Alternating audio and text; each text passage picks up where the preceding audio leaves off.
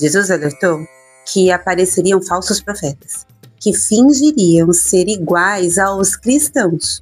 Porém, o real objetivo deles é egoísta. Mas como reconhecer os falsos profetas? Sejam bem-vindos ao nosso canal. Eu sou a Aline do canal Clareia e nesse vídeo nós vamos falar sobre os falsos profetas. Bom, um dia, pessoas vindo da Galileia, de Decápolis, da Judéia, uma verdadeira multidão, passou a seguir Jesus. E ele, vendo essa multidão, subiu o monte e, seguindo os costumes dos rabis, sentou-se e começou a ensinar. E então, em dado momento, ele adverte: cuidado com os falsos profetas, que eles chegam disfarçados de ovelhas, mas por dentro são lobos selvagens. E Jesus diz que assim como os espinheiros não dão uvas e os pés de urtiga não dão figos, a árvore boa não pode dar frutos ruins. E da mesma forma, a árvore que não presta não pode dar bons frutos. E ele continua dizendo que é dessa maneira que vamos reconhecer quem são os falsos profetas, exatamente pelas coisas que eles fazem. Repare aqui que Jesus não fala que nós reconheceremos os falsos profetas pelas coisas que eles dizem, mas por como eles agem, pelas coisas que eles fazem. Assim, devemos testar os profetas pelos seus frutos, pelo seu estilo de vida, pelo caráter e, claro, que também pelos ensinamentos e influência. E até o apóstolo Pedro, em uma de suas cartas, diz que, assim como no passado apareceram falsos profetas, também iriam aparecer falsos mestres. E esses falsos mestres ensinariam falsas doutrinas. E ele chega a dizer que eles introduziriam secretamente heresias destruidoras, que chegariam a negar o soberano Senhor que os resgatou, o mestre verdadeiro, e que em sua ambição pelo dinheiro, esses falsos mestres vão explorar vocês, contando histórias inventadas. E ele continua dizendo que, apesar de tudo isso, muita gente iria imitar a vida imoral deles. E por causa desses falsos mestres, muitos vão falar mal do caminho. Isso foi escrito na Bíblia há 2000 anos, uma verdade que ainda perdura.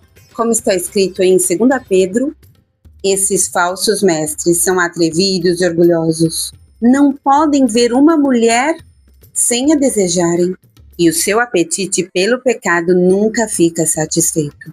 Enganam as pessoas fracas e só pensam em ganhar dinheiro. Andam perdidos porque se desviaram do caminho certo. Esses falsos mestres são como poços sem água e como nuvens levadas pelo vento. Eles dizem coisas orgulhosas e loucas, e com seus desejos impuros e imorais enganam as pessoas que estão quase escapando daqueles que vivem no erro.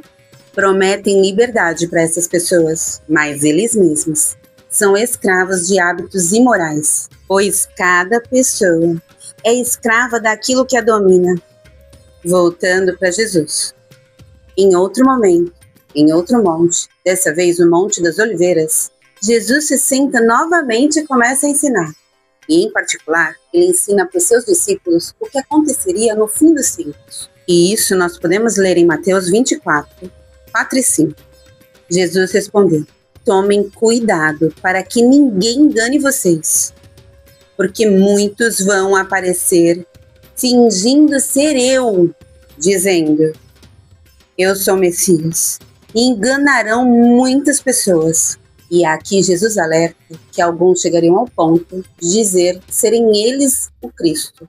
Apesar disso, é importante lembrar que assim como existem os falsos profetas, os profetas verdadeiros também existem. Assim como diz o apóstolo Paulo, que alguns foram escolhidos para serem apóstolos, outros para serem profetas, outros evangelistas e ainda outros pastores e mestres da igreja.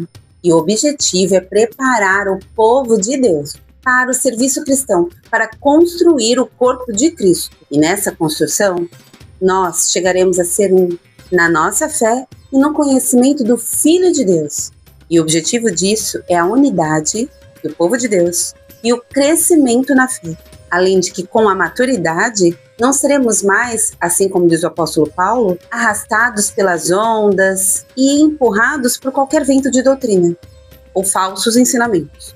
E é por isso que precisamos estar atentos. Bom, se o próprio Jesus nos alerta a respeito dos falsos profetas, que possamos ter discernimento e observar com cuidado aquilo que a Escritura diz, e que essa palavra possa reverberar no nosso coração e no nosso entendimento.